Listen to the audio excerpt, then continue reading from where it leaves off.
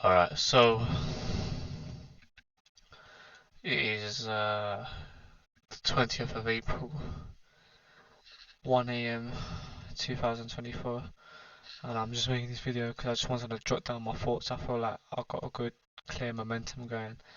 So yeah, so the first thing is the halving happened about an hour ago, 2 hours ago now. So if we put this as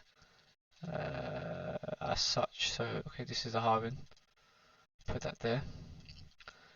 We also have the halving uh, here.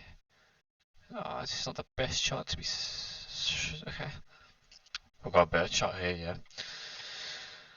Alright. So the halving happened as such today, 20th of April.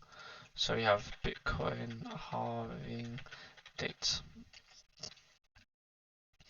So we have cycle 3, which is the 11th of May 2020.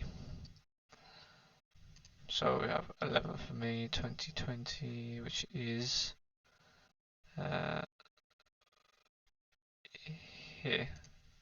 Cool. And then the one before that, just to say 9th of July 2016. Right? Yeah, cool. Which is 9th of July 2006. 9th, right? Yeah, 9th of July 2016, which is right here. Cool. Okay, so we have a clear picture. So what we can do is, of course, we'll start July. I'm not even sure if we have enough data for this, but alright. First thing first, we had a top out, followed by a downtrend into support here. Chop happened, halving, continuous chop for about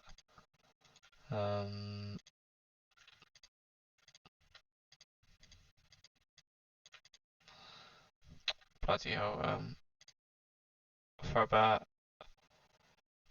26 days. Nah, sorry, that's not right at all. Let's say it starts from here, yeah, volatility starts kicking in here. 100 days, which is about,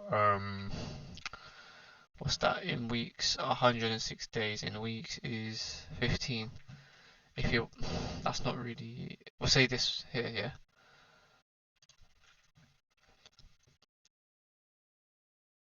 Which is about 23 weeks, right? So we have it here, we'll just write it down here.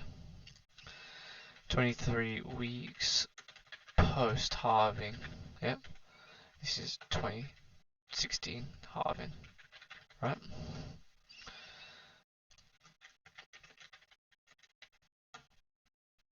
Alright, consolidation.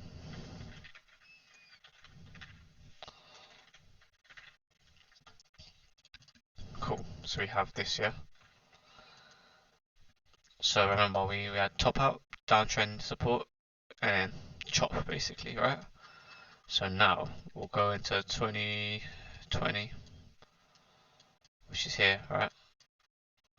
So we had a top out, followed by a downtrend, into support, here, right? And then we did have a little uptrend coming up, and this wasn't just a continuous downtrend, like it was still good trading conditions, yeah? However, post, we had, say about here, which is, let's say there, 162, right? 162 is also 23 weeks. So you paste this here.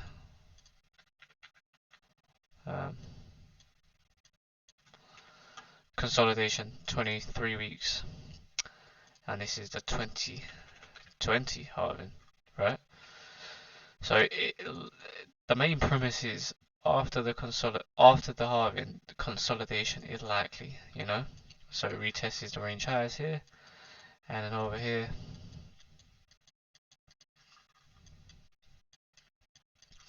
it tests the range high here as well. Okay, so that's the main thing. Range higher, range higher. Okay, so like I'm just going from the halving, so you can use this whole area really, but it does retest the high. Vice versa. Um, it's the same really, but yeah, like post halving, it is consistent through here, but yeah, it retests here as well. But main premise is consolidation. 23 weeks post halving, 2020 halving. So now we come into today, which is slightly different price action. Don't get me wrong. High does bleed out into support. So is this a case of okay, we have chop chop chop chop, and then it starts to do something back into this level basically, and then this would be the essential, but the 23 weeks before the before we get the kick in volatility basically. Then we have 20, 24 halving.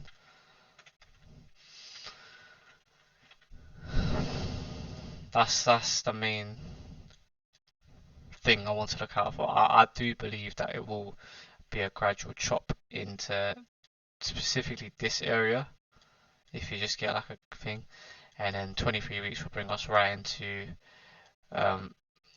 September times, which is obviously Q3, which is more likely that we have better days ahead of us. But yeah, so that's the halving. Talking about that, for now, I do think BTC will get rid of that. I do think BTC will come up a bit and is slowly losing this level of conviction, and then we kind of fill in this inefficiency. Whether we bounce here or here is yet to be known. Just waiting for that, and then yeah. So how I came about this was essentially like I always do, the last high and then the low afterwards is what the range is, and we have after the liquidity targets, which at the time were obviously this range, we have the daily demand as acting as support here to order blocks really. So yeah, and obviously inefficient inefficient price action as we see here likes to fill itself, and we do have order block demand in here, so one area of interest, and also this liquidity level, and below that is a demand level. So yeah, that's how I came about it. This also is confluent with my 2021 range, my macro range, basically the same areas, just different places really. So yeah, if we want to play this level to level, do we trade this range, or do we break down into here? So yeah, same story with F, to be honest. Forget about these purple things, they can go. But yeah, so we have a range here. We have a deviation of the range, reclaim back inside, and we have this order block acting as resistance so far. So it's taking out these equal highs, and yeah, so I would have thought it'd come back into here, like this sort of area, but it's not even doing that. We're kind of rejecting this level, this H12 demand. So I think really we come into this level here, trap some sellers, and then probably chop around here, just as we do with Bitcoin. So yeah, so I'm just gonna go through some. Actually, before I do that as well, just go into and show you the macro chart for Ethereum as well, which is the same, like coincides. So let's just go on the weekly. So I have two ranges for Ethereum, and so yeah, so we have the accumulation range before the bull run, and it respected this range quite well. Then we have the range of the last bull run, not really respecting it too well, but nevertheless it does work out. But this is basically the area you don't want to be chopped up in. So I would expect us to come all the way back down to trade around here before we go back up. I feel like that's the most obvious thing to do, you know. So yeah, um, yeah, that's my thoughts on it right now. If we take a look at Solana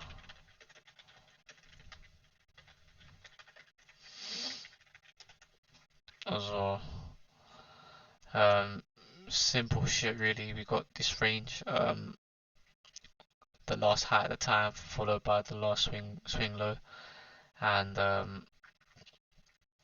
yeah, it's finding support of the range high. So it'll be interesting whether it can hold this or it chops around here. So yeah, just two plans I'm looking out for. Um, just to wait and see what happens really. So yeah, now for the plays I'm waiting for, there's quite a few to be fair. So we'll just go for a DYM. I played this little compression range for a while, and yeah, how I came about it is really the last high and then the low, and then all the alts look the same really. They printed this low here, which is a flash wick, um, a lower high, and then it took out the low to create just a scam wick really to trap even more sellers perhaps. But but yeah, a lot of the alts don't respect this following wick, so I just you know I'm neglecting it really.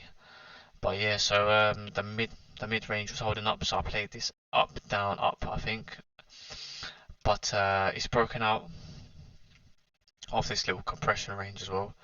So a retest on this H4 is when I feel comfortable to long. It could bounce off the range high, but even drawing in the volume profile as well, it makes more sense to come into this H4 order block. So yeah, that's DYM, pretty standard like breakout retest. RSR was another nice one. Oh, hmm. I'm operating a manual stop loss for the moment, but I'm probably going to get stopped out here, even if I did bloody into this. But but yeah, it's very choppy really. But same sort of thing really. It's just it's compressed into this range, and looks like it's not going to find support here. It had a order block that it's just rejecting the whole time, and it's just not closed above it once. So so yeah, if I'm in this trade, I'm gonna close it right now. Don't believe I'm in this trade. One sec. I'm so fucking tired.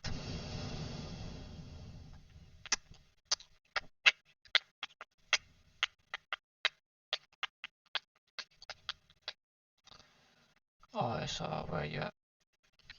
I'm not in this trade. I would have been mad at myself if I was. But yeah, so weekly SR as well. Um, simple, just a flip of the support level. I mean, it probably will have some sort of like deviation price action here, but I mean we can't really assume that, especially if we've had no daily closes below it. So yeah, API 3 is a nice trade that I picked up on. Um, so we had this range here, so resistance from this wick, and then followed by the next wick down, which is here, and it's being respected very well. You know, not a single black big candle close at all. A lot of wicking, which signifies to me it wants the other direction, buyers are stepping in, and then once it had enough price action, there's a trend line breaking out. And yeah, we also have this demand level. So we had the initial breakout. I said, okay, let me just dollar cost average this position, which I have done so. Entered lower as well, and it's just been going up since. I'll be cautious because it looks like it's rounding off. So I think if it does continue to bleed lower, which a lot of alts seem to be doing at the moment, I'll just look to exit this position. Yeah, put an alert there. Don't really want it going lower, creating a lower low. So yeah, I'll keep an eye on that. Doge, similar thing. If I could just zoom out to the weekly, just have key levels. I always ask myself, what's capping market? This wick stands up to me here, as does this as well. So it's just fractal, you know.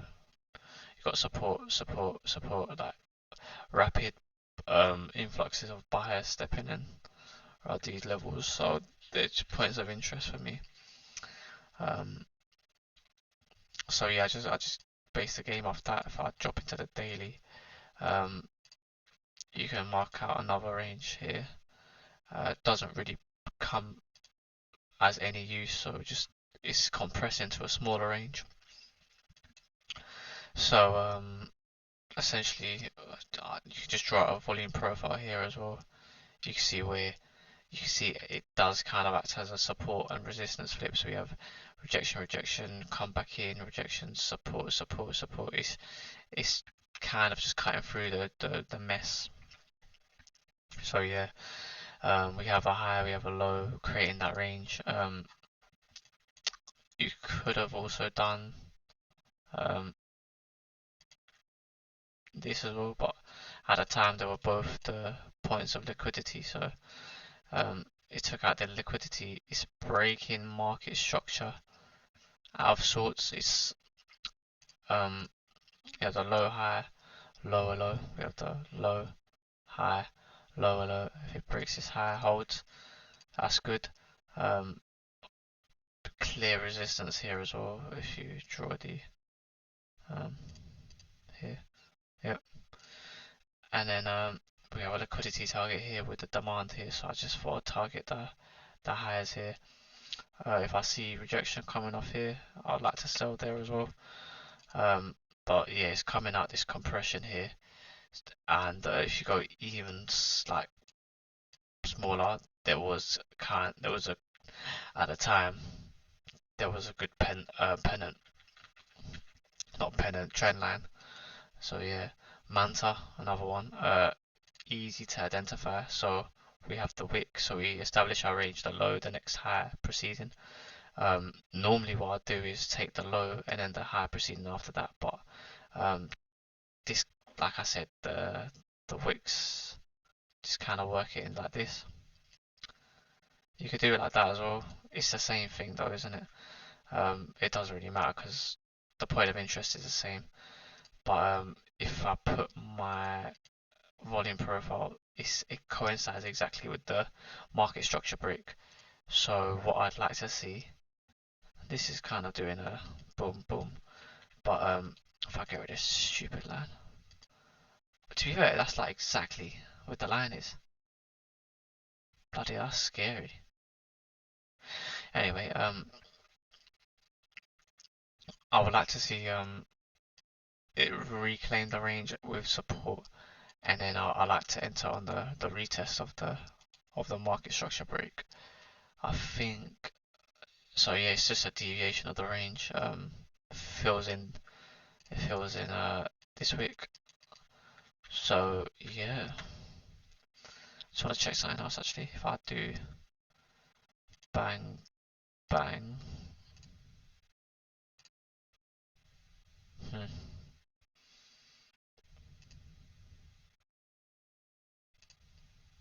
Okay.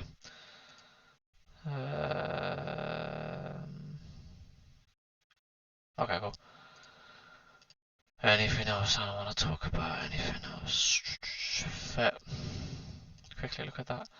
Similar thing to the Ethereum chart, but I have established two ranges that that have been respected before, and it's currently in between the two, um, which is the chop where you don't want to get caught in, so it needs to make a decision which range it wants to go to first.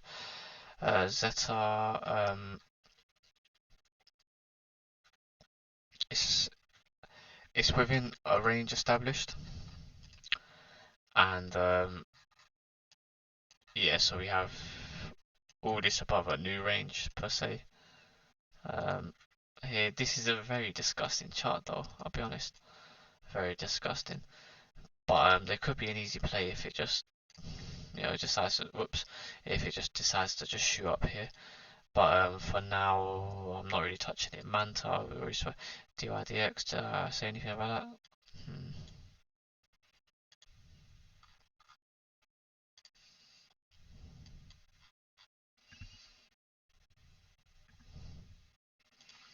Nah, leave that TR. They're all similar of sorts. Oh, Aptos, this is what I wanted to talk about. I'm very, very interested in this in the macro. No one's really talking about this. It's the cleanest fucking cup and handle I've seen ever. This looks like it's just got so much potential. Need I say more, fam? Myro was can't remember. And the last, I'm just gonna end off on this XI. Similar to Manta, two ranges, and it's just slowly bleeding in. Ideally, I would like to see it like just deviate the range, chop in here for a bit, and then reclaim up in there. But we'll see for that one if it does sign different. Oh yeah. What was I going to say here? I should put that in there, volume profile. Maybe if it go above here. Just put it there. But yeah, just wanted to go over my thoughts in the halving, and so yeah, main thing is Bitcoin. I do see it chopping around, as we discussed, like the 23 weeks of consolidation, be a boring summer, and then that's when we go berserk. Halving, yeah. Could very well do so, and then who knows, 100k, 200k, no one knows, man. But yeah, cool, thank you.